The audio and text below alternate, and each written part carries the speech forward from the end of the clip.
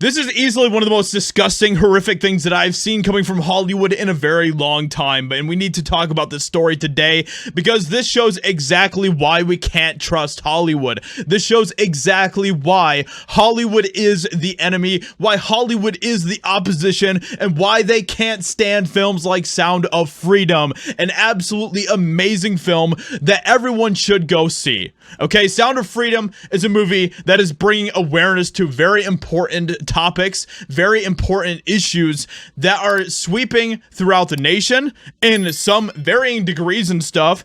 And it's something that we need to have conversations about. And so today we have to talk about this because this summarizes Hollywood in one sentence. Jim Caviezel, I lost 2 agents over Sound of Freedom. Hollywood absolutely despises this movie. They absolutely hate Sound of Freedom, and they tried, okay? They tried their damnedest to make sure that this movie didn't get made.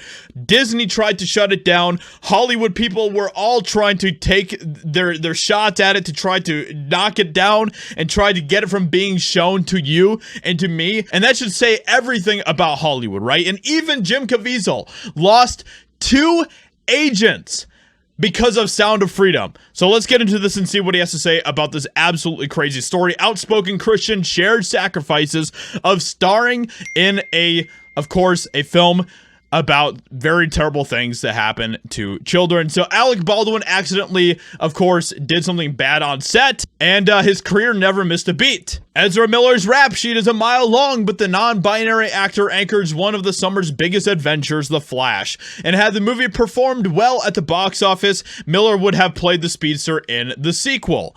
Jim Caviezel, on the other hand, agreed to star in a fact-based story about terrible things that happen to underage people, exposing an ongoing crime many people don't know about.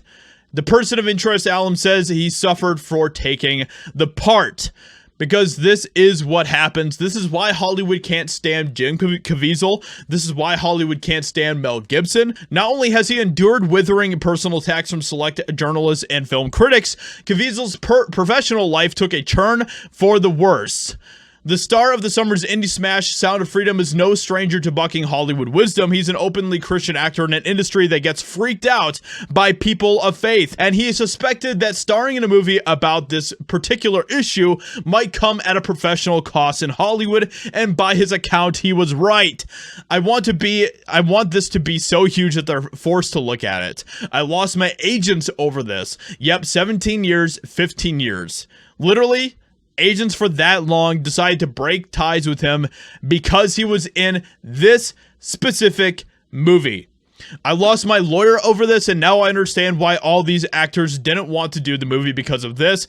Listen, you do Schindler's List 50 years later, you're a hero. Try doing Schindler's List when the real, the real Nazis are out there, or right there. Understand how that becomes more dangerous. I don't understand why people are willing to let children be hurt, but in this time, Hollywood says, no, let's kick that down 50 years from now and then see where we're at. That's crap. Well, I think we know why. I think we know why Hollywood doesn't want to bring awareness to this. I think we know why Hollywood celebrities do not want to have anything to do with this film and why they want to continue to try to shut this film down. I think we all know why, okay? It doesn't take a rocket scientist, it doesn't take Sherlock Holmes to look at what's happening in Hollywood and see why they can't stand this film. We all know why. So with that being said, let me know what you think about this in the comments below. Leave a like, subscribe, and I'll talk to you all in another video very soon.